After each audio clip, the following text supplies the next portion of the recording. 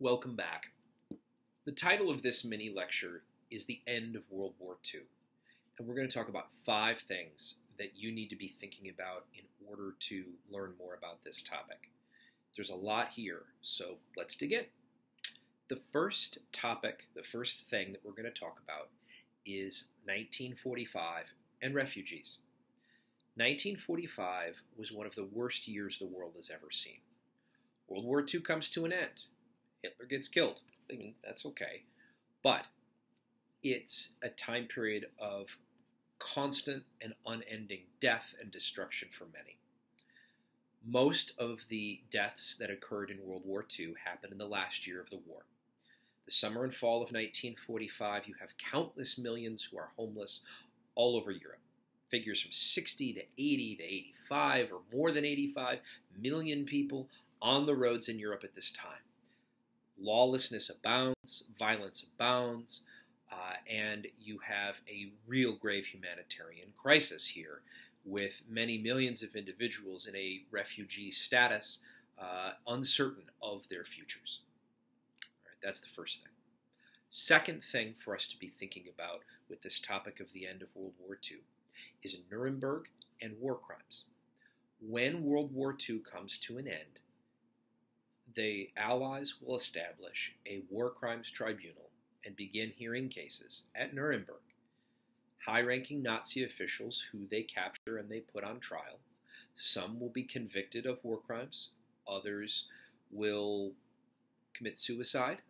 You will have a number of different cases.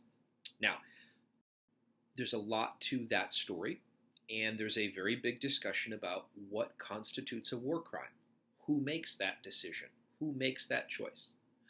Nazis who were involved, Nazi officers, right, German officers who were involved with the Holocaust and the system of ethnic cleansing and genocide, tended to make the argument that they were following orders and that you cannot prosecute a soldier for following orders.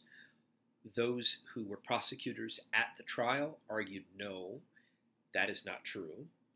You can, if the order is a crime against humanity, a war crime, this kind of thing. And certainly the murder of 6 million Jews, right, was obviously a war crime. Now, third, the Truman Doctrine. 1947 is a time period in which we're starting to see the beginnings of the Cold War. In early 1947, both Greece and Turkey were supposedly going to fall to communism. What you ended up having happen was President Harry Truman, the new president in the United States, gives a foreign policy speech, a statement. And he says that the United States is going to try to provide aid to Greece and Turkey. But he also takes this further and says that the internal security of other countries relates directly to the overall security of the United States and its allies. Meaning, the United States has the right to try to contain communism, or where they think communism is going to appear, because they think this is going to affect them, they think this is going to affect their allies. So what comes out of the Truman Doctrine is a containment policy, and that policy had been developing in other areas as well, and that's going to guide a lot of Cold War thinking and foreign policy for the United States for decades to come. Fourth, the Marshall Plan. That humanitarian crisis that hit Europe after World War II was over was still continuing in 1947. There was a concern on the part of the United States and others that a number of European countries were starting to open their ears a bit to the expansion of communism and possibly the Soviet Union. And so what you end up seeing is the passage of a legislative package in the U.S. come to just over $10 billion. And what it will do is provide a complex process of aid to a number of Western European countries.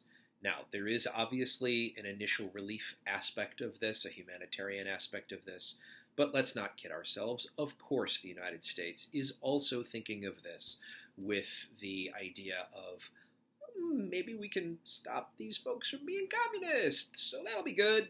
All right, so that's part of it, obviously. Fifthly, McCarthyism.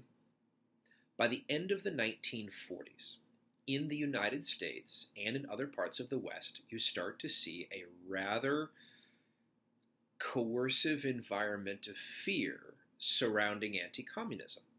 Now, much of this is typified with the public speeches of a Wisconsin senator by the name of Joseph McCarthy. He doesn't create McCarthyism.